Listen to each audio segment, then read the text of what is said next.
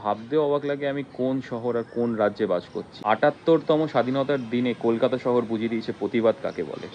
Seriously hats off to everyone. সবাই, নারী পুরুষ বাচ্চা নির্বিশেষে সবাই ওই রাতের বেলা নেমে গেছে রাত দখল করার মিছিলে। বাট শুধু রাত দখল করলে হবে? আমার সত্যি অবাক লাগছে যে ওই দিনকেও আরজি করার মতো একটা জায়গায়, যেখানে আমাদের এভিডেন্সগুলো লুকিয়ে রয়েছে, সব কিছু লুকিয়ে রয়েছে ওখানে, সেই জায়গার মধ্যে এরকম হামলা। তাহলে আর এই প্রতিবাদের মানে কি হলো? সেদিনকে রাতের বেলা আমরাও সেই মিছিলে সামিল হয়েছিলাম, বাট বিশ্বাস করো ওখানে কেউ কোথাও ভায়োলেন্সের এইটুকু জায়গাও ছিল না। সবাই খুব শান্তিপ্রিয়ভাবে মিছিল করছিল। হ্যাঁ, কেউ মোমবাতি নিয়ে মিছিল করছে, কেউ একটাই সবার মুখে নাড়া ছিল, সবাই নিজের নিজের ভাষায় প্রতিবাদ করছিল। বাচ্চা থেকে বুড়ো থেকে সবাই, জাতি ধর্ম নির্বিশেষে সবাই এসেছিল। সবার মুখে একটাই স্লোগান ছিল যে আমাদের জাস্টিসটা চাই। বাট সেখানেও আরজি করের মতো জায়গায় গিয়ে এরকম একটা ভায়োলেন্স, আমার মনে হয় না যে ওখানে কোনো রকমভাবে প্রতিবাদী, যারা ওখানে প্রতিবাদী ছিল তাদের মধ্যে থেকে এটা কেউ হতে পারে, আমার মনে হচ্ছে না। এটা পুরোপুরিভাবে আমাদের যে প্রতিবাদ মিছিলটা হচ্ছিল সেটাকে ডাইভার্ট করার জন্য এই স্টেপটা নেওয়া হয়েছে। এখানে নিশ্চয়ই কোনো পলিটিক্যাল কিছু লোকের স্বার্থ থাকতে পারে, সেখানে তো আমরা বলতে পারবো না। বা এই জিনিসটার আমি নিজের মন থেকে ধিক্কার জানাচ্ছি। বাট চারিদিকে যা পরিস্থিতি দেখছি আমার মনে হচ্ছে না আদৌ আমরা বিচারটা পাবো।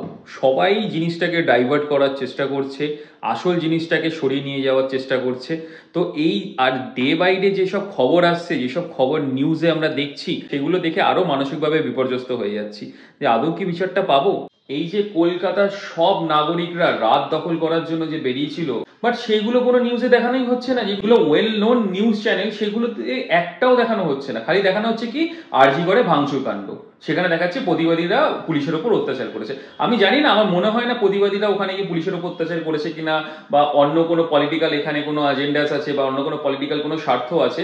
বাট আমার মনে হয় না তারা গেছে, প্রতিবাদীরা কোনোদিন করতে পারে না এটা। কিন্তু একটা জিনিস সবকিছুর ঊর্ধ্বে, যে আমার শহরের মানুষরা এখনো ঘুমিয়ে নেই। মানে তারা সত্যি সবাইকে জানিয়ে দিয়েছে যে প্রতিবাদ কাকে বলে। মানে রীতিমতো আমার গায়ে কাঁটা দিয়ে উঠছে যে ওই সিনটা যখনই আমার মাথায় আসছে, যে রাতের বেলা এত মানুষ আর সব জায়গায় তারা সবাই মিলে বেরিয়েছে। Hats off to you all. But এই জিনিসটাই কিন্তু একদিনের জন্য করলে হবে না। এই জিনিসটা একটা রাতে বেরোলাম, তারপরে ভুলে গেলাম, যে যার লাইফে ব্যস্ত। হ্যাঁ, ডেফিনেটলি যে যার লাইফে ব্যস্ত, আমরা সবাই নিজের লাইফের যুদ্ধে ব্যস্ত, কিন্তু তাও একটু সময় করে আমাদের এই প্রতিবাদটাকে চালিয়ে যেতে হবে। ওই জন্য দেখো, আমরা সিরিয়াসলি ভিডিও পোস্ট করতে ইচ্ছেই করছে না। আমাদের এখনো দুখানা ব্লগ শুট করা রয়েছে, বাট আমরা এখনো কোনো পোস্ট করছি না, ভালোই লাগছে না। কিন্তু যতক্ষণ না এই প্রতিবাদটার আসল যে মুদ্রাটা, যে বিচারটা যতক্ষণ না পাবো, ততক্ষণ পর্যন্ত সিরিয়াসলি মানসিকভাবে আমরা একদমই শান্তি পাবো না। তো আমি তোমাদের সবাইকে রিকোয়েস্ট করব, প্লিজ এই প্রতিবাদের আগুনটা নিভতে দিও না, এবং সবাই মিলে যেমন একসাথে যেমন আমরা লড়ছি সেরকম ভাবে লড়ে যাই, এবং বিচারটাকে যেন আমাদের ছিনিয়ে আনতে হবে। আর আমার একে এত শরীর খারাপ, কোনো কিছু করতে ভালো লাগছে না, তার মধ্যে তো মেন্টালি ডিপ্রেস রয়েইছি। বাট হঠাৎ করে এখন একটু জ্বর জ্বর লাগছে, বাট তাও মনে হলো বলি অ্যাজ আ উমেন হিসাবে বা মানুষ হিসাবে। এই যে লাস্ট দিন আমরা এত বড় প্রোটেস্ট করলাম, মানে ন্যাশনাল ওয়াইজ হয়েছে, অনেক মানুষ এসেছে এবং সেটা ভালোভাবে সাকসেসফুলও হয়েছে। বাট আমি শকড যে কোনো রকম বড় বড় মিডিয়া বা নিউজ চ্যানেলরা সেটা সেটা শেয়ারই করলো না, সেটাকে উল্টোই ডাইভার্ট করার জন্য হিংসা বিদ্বেষটা সরালো।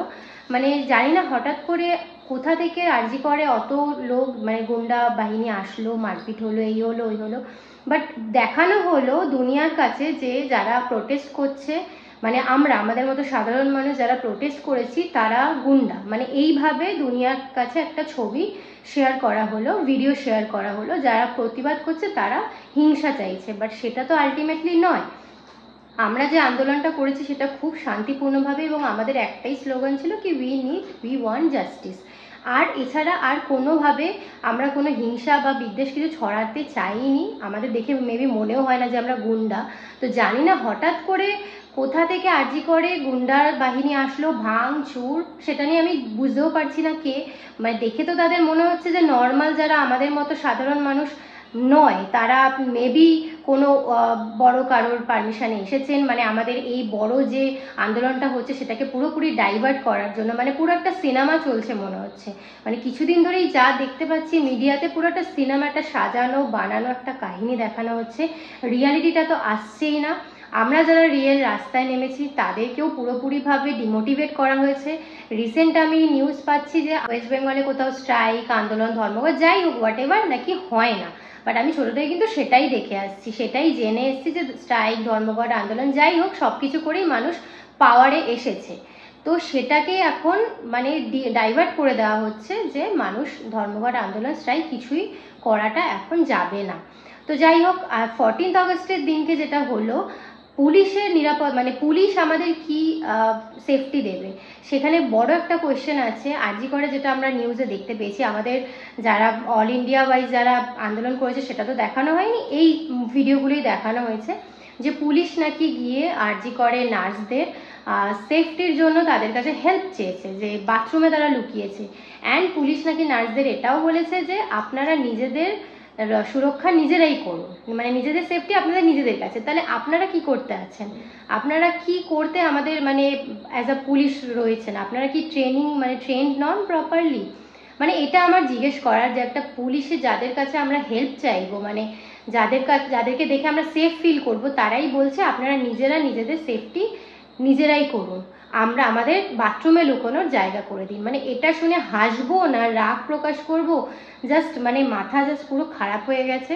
এইসব দেখে মনে হয় যে কোন রাজ্যে বাস করি, যেই রাজ্যের পুলিশ নিজেরাই সেফ নয়, তারা নিজেরা সেফ মানে কি বলবো হেল্প চাইছে, তাও আবার ওমেনদের কাছে, যে আপনারা দরজা খুলে দিয়ে তারা লুকোবে। মানে এইসব শোনার পর মানে এটা কিন্তু সবই নিউজে বলা হয়েছে, মানে আমি আলাদাভাবে কিছু বলছি না।